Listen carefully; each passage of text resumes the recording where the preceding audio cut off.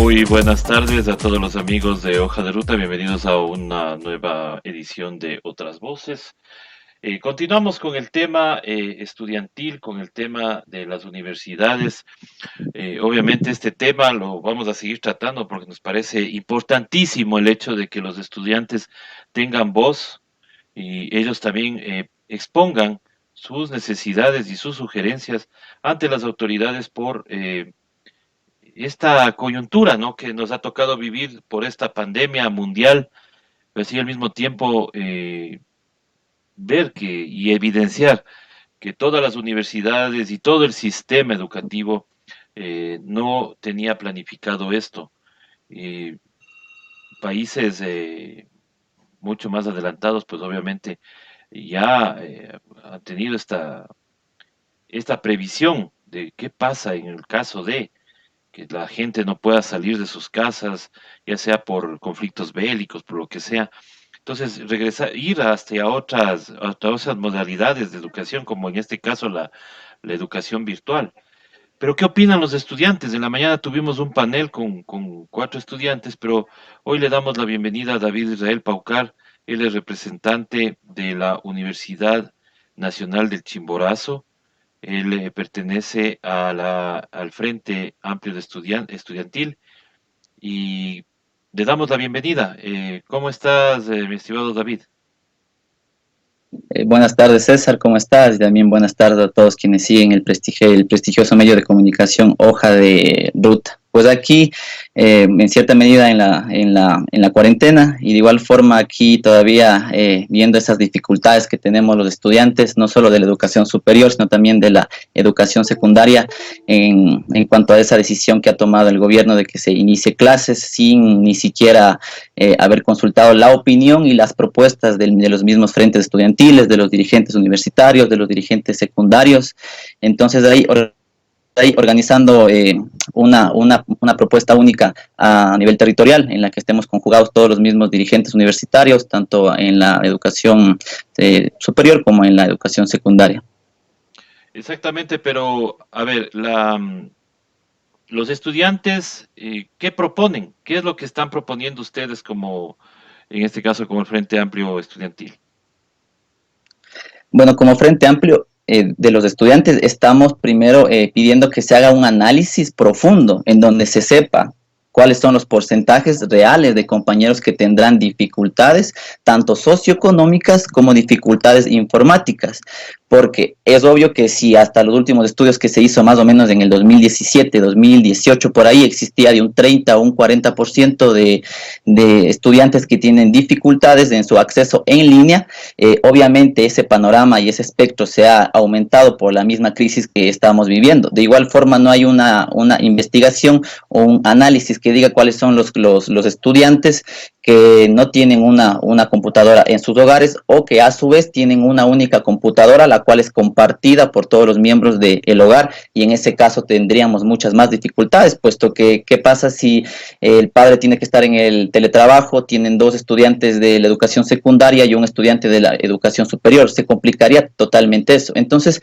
como propuestas bases, las estamos tomando esta, que se haga un análisis profundo primero en donde sepamos cuáles son los porcentajes reales de los compañeros que tienen estas dificultades, y de igual forma que los estudiantes seamos incluidos, que en el debate se escuchen nuestras propuestas y nuestras iniciativas. Y como Frente Amplio estudiantil estamos recogiendo diversas posturas, diversas propuestas a nivel territorial, entre las cuales las conjugaremos una vez ya hayamos terminado el trabajo territorial, y la idea es exponerlas en la Comisión de Educación de la Asamblea. Pedimos y hasta de cierta manera exigimos, porque es un derecho nuestro, ser recibidos en la Comisión de Educación de la Asamblea, pues pensamos que para una toma de decisión tan importante como esta de iniciar las clases en línea, tenemos que estar presentes quienes somos la mayoría. Quienes somos la mayoría en la educación superior y en la educación secundaria somos los estudiantes, y no es posible que se tome una decisión sin antes haber consultado cuáles son nuestras propuestas y qué estamos pensando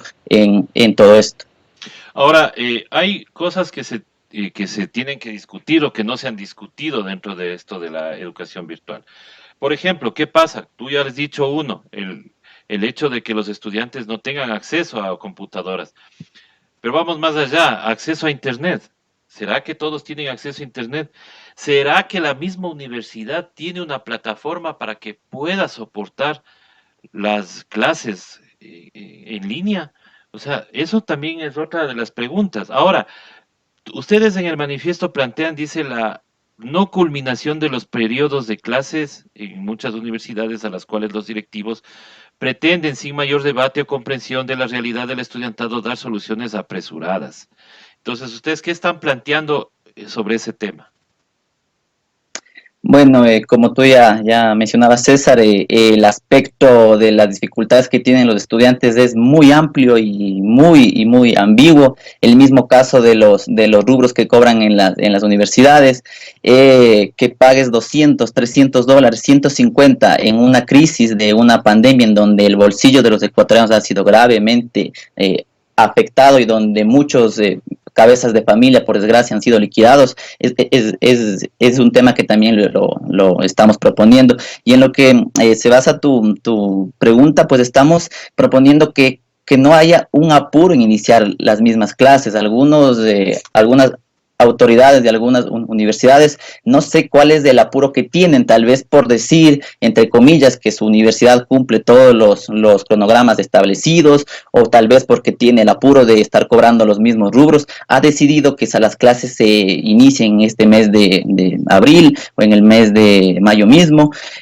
argumentando que los compañeros, los estudiantes que no tengan las facilidades informáticas para acceder a la educación en línea, pues lo hagan el próximo semestre. Entonces, en ese sentido, pedimos que se haga un análisis y que seamos incluidos. Y obviamente pensamos que lo que hay que prevalecer es la salud, y en ese caso lo fundamental sería que no se inicie el periodo de este año. Pero como te menciono, estamos recogiendo también diversas propuestas a nivel territorial, en lo cual estamos conjugando la opinión de todos los compañeros dirigentes estudiantiles que se están uniendo a esta plataforma amplia para en conjunto poder tomar una decisión. Y en tal caso, si por último tenemos que iniciar las clases en línea, que sea primero en donde todos los compañeros tengan solucionadas sus dificultades informáticas y socioeconómicas, y segundo, que sea una decisión en donde los estudiantes estuvimos de acuerdo, donde fuimos parte, más no una decisión impuesta por un caudillo de turno. Claro, ahora, ¿qué pasa con los estudiantes, por ejemplo? Tú estás en la Universidad Nacional de Chimborazo, pero hay mucha gente de otras provincias que van a esa universidad. ¿Qué pasaría con esos estudiantes, por ejemplo, que ellos pagan arriendo para ir a la universidad? Claro, se ahorrarían el arriendo, pero ¿será que tienen las mismas facilidades para poder acceder a la plataforma de la universidad estando en sus ciudades de origen? Ese tema es sumamente complejo. Un gran porcentaje de estudiantes en nuestro país se les llama foráneos porque somos de una provincia de origen y estamos estudiando en otra provincia. Yo mismo soy uno de los estudiantes foráneos y en ese sentido hay muchas dificultades, sobre todo en el sector rural, por la misma situación geográfica que muchos de nuestros compañeros viven, se les imposibilita el acceso a unas clases en línea. Muchos solamente tienen megas y las megas no les sirve para más que recibir mensajes por alguna red social y nada más. No les sirve para tener unas clases en línea. Entonces esas dificultades son pero muy amplias, esos porcentajes, incluso en ciudades como en provincias como Bolívar, en donde también estamos haciendo esa coyuntura con los dirigentes juveniles, dirigentes estudiantiles.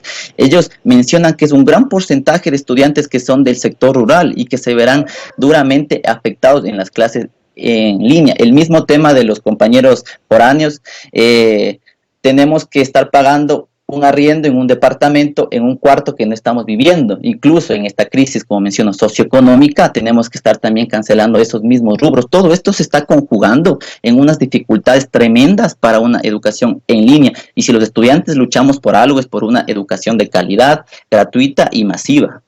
Claro, la idea no es dejar de estudiarlo. Lo que ustedes pretenden es que se les dé todas las facilidades para continuar con sus estudios.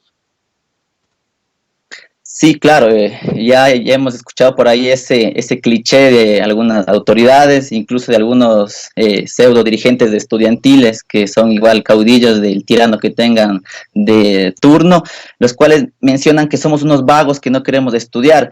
Y queremos ser claros y enfáticos en eso. El tema no es que no queramos estudiar, el tema es que queremos estudiar con una educación de calidad y que seamos incluidos en esta toma de decisiones y en conjunto podamos ver las mejores vías. Como mencionaba, si tenemos que entrar a clases en línea, pues que así sea, pero primero hay que resolver, primero hay que conocer y luego resolver las dificultades que tienen los mismos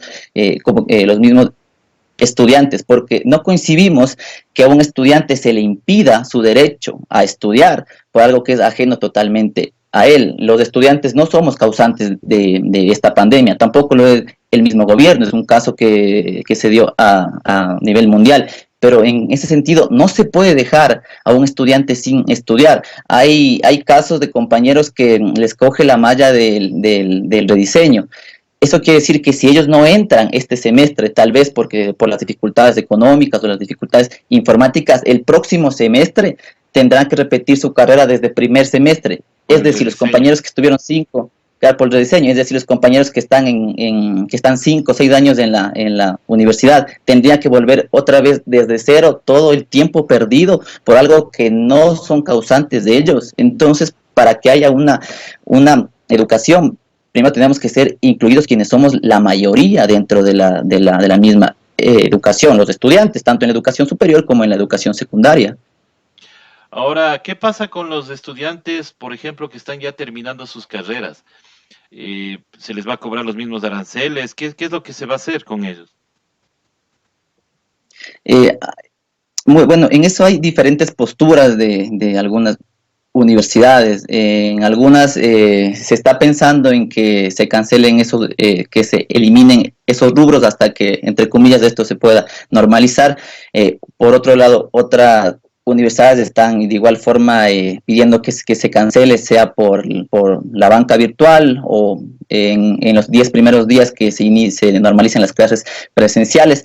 De igual forma se está planteando una propuesta ahí de forma general, la cual sería que los pagos se eliminen y se los cobre en el próximo periodo, o a su vez los pagos sean prorrateados. Es decir, que los estudiantes podamos pagar en algunas cuotas los rubros de la universidad. Claro, ahora, para este semestre, las matrículas, obviamente, tú eres una universidad nacional, ¿no? Pero Ujú. por ejemplo, en las privadas, si has hablado con compañeros de universidades privadas, ¿qué pasa con las matrículas? ¿Le están cobrando lo mismo? ¿Ha habido algún descuento, algo por esta coyuntura, ¿no? Obviamente que vamos a tener, que no vamos a tener, no se va a utilizar, por ejemplo, la utilización de laboratorios para prácticas, las mismas salidas de campo y todo lo demás, o sea, ¿cómo poder solucionar este tema? Sí, sí, en este trabajo que se ha hecho a nivel nacional, hemos también podido hacer una coyuntura con las universidades privadas y también con la educación secundaria privada. Y en ese sentido, ellos tienen ciertas dificultades diferentes por su propia realidad a la educación pública, pero que igual forma son unas constantes dificultades que también están teniendo ellos. Muchos padres han sido, como mencionaba, liquidados y no cuentan con el recurso económico para pagar esos rubros que tienen que pagar en la educación privada. Los mismos compañeros de las universidades privadas con las que hemos tenido alguna coyuntura han mencionado que ellos también se quieren alinear porque de igual forma para ellos les representa primero injusto que se les esté cobrando lo mismo si no están utilizando las instalaciones de las universidades, como tú mencionabas, los laboratorios y otras cosas como esas. Entonces ellos de igual forma se están adhiriendo a esta plataforma nacional, para esa forma que ellos también tengan una representación y también sean escuchados, porque al fin de cuentas la educación en el Ecuador es una sola y todos tenemos derecho a ser escuchados y a ser representados. Y han conversado también con los profesores, David, porque hay que también entender que los profesores también van a tener un cambio total, ¿no? No es lo mismo dar una clase presencial que una clase virtual, o sea, se ha conversado con ellos como para que las universidades puedan ayudarles con capacitación para la educación virtual.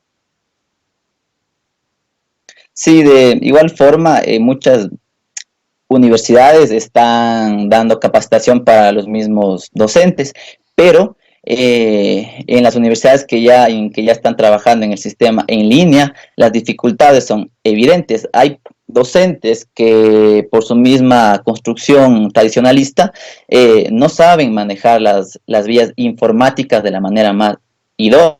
En ese sentido, incluso los mismos docentes tienen graves dificultades en ese sentido. Incluso eso se puede ver más recalcitrante en la educación secundaria, donde los profesores saben menos que los estudiantes del tema informático. En algunos de los casos sí tienen las habilidades informáticas más idóneas, pero en otros casos no. Entonces, de esa forma, incluso el mismo tema de los mismos docentes es un tema preocupante, porque de igual forma ellos están también en una crisis también, tendrán que tener una capacitación, y qué tal si esta no es la más idónea, qué tal si el tiempo que les están capacitando no es el más accesible, tomando en cuenta que las plataformas, la mayoría de las plataformas de las universidades son plataformas para subir tareas, para descargarse información, descargarse libros, pero no son para clases virtuales. Entonces, esa transición no puede ser tan rápido para que tengamos una educación de calidad. Esa transición se demora un poco más de tiempo. Esa transición tiene que primero ser estudiada para que todos los compañeros tengan las facilidades de tener los accesos informáticos.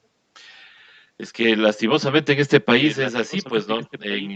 Aquí solo se hace por reacción las cosas, nada por planificación, lo que habíamos dicho al inicio de esta entrevista, porque no se quiere invertir en una buena plataforma educativa para que eso quede a nivel ya para siempre, para adelante, para seguir avanzando. El problema es que dicen, bueno, hagamos con lo que hay, y ahí tenemos Skype, tenemos Zoom, y el Zoom ahora ya nos estamos dando cuenta que ya se está cayendo también, porque todas las escuelas al mismo tiempo están conectadas, hay diferentes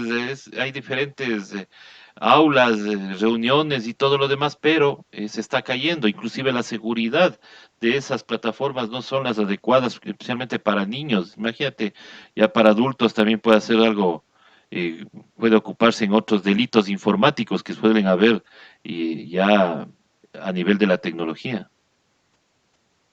Sí, creemos que algo fundamental en todo país y bajo cualquier concepto, independientemente de que alguien sea de izquierda, de derecha o de centro, sino meramente por lógica, es que si hay algo en lo que se debe invertir, es en la salud y en la educación. Y eso ha sido palpante en esta pandemia mundial. Nos hemos dado cuenta que en donde hay que invertir, donde hay que impulsar, es en la educación y en la salud, porque estas son las bases de cualquier sociedad. Si se invierte en una salud preventiva, no tendremos que estar pasando por la grave crisis que estamos pasando, en donde nuestro país puede ser uno de los 3 países más afectados a nivel mundial. Y obviamente si invertimos en una educación, una sociedad educada será una sociedad más consciente, que evitará contagiarse, que sí respetará las medidas de bioseguridad. En ese sentido, lo que se tiene que hacer es planificar para largo plazo. Según los estudios internacionales de la OMS, se prevé que en unos 10 o unos 15 años, o tal vez menos, venga otra pandemia similar a la del COVID-19. Y en ese sentido tenemos que estar preparados para esto, para hacer algo a largo plazo, para algo que las nuevas generaciones lo puedan utilizar y no tengan las dificultades que nosotros estamos pasando. Entonces lo ideal sería que haya una plataforma única en donde estemos inmiscuidos toda la educación del país, y de esa forma hasta sea mucho más fácil si alguien se cambia de universidad, se cambia de colegio, los mismos docentes, si salen a trabajar en otra universidad, si van a trabajar en otros colegios, ya conozcan una única plataforma en base, y de esa forma se pueda dar unas clases virtuales, sí, de forma de calidad y de forma idónea. Claro, y sobre todo que sea de calidad, ¿no? Para que tengamos los profesionales que este país también requiere. Estimado David, te quiero agradecer por esta entrevista.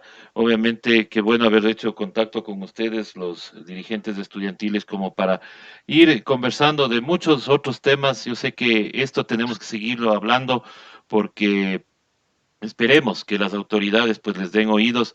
Y cuéntanos, como mensaje final, ¿qué más están articulando ustedes como Federación de Estudiantes a nivel nacional?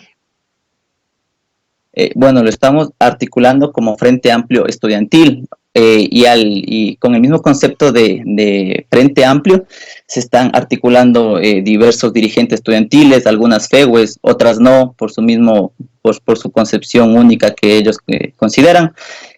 También colectivos sociales, frentes juveniles, también los consejos consultivos. Estamos articulando a todos los sectores de la educación, también a los presidentes de los colegios y organizaciones sociales, para que de esa forma estamos planteando primero ser recibidos por la Comisión de Educación de la Asamblea. De igual forma estamos planteando hacer presión mediática por las mismas redes sociales, y nuestra consigna es clara: que se respete la educación de todos los estudiantes en nuestro país.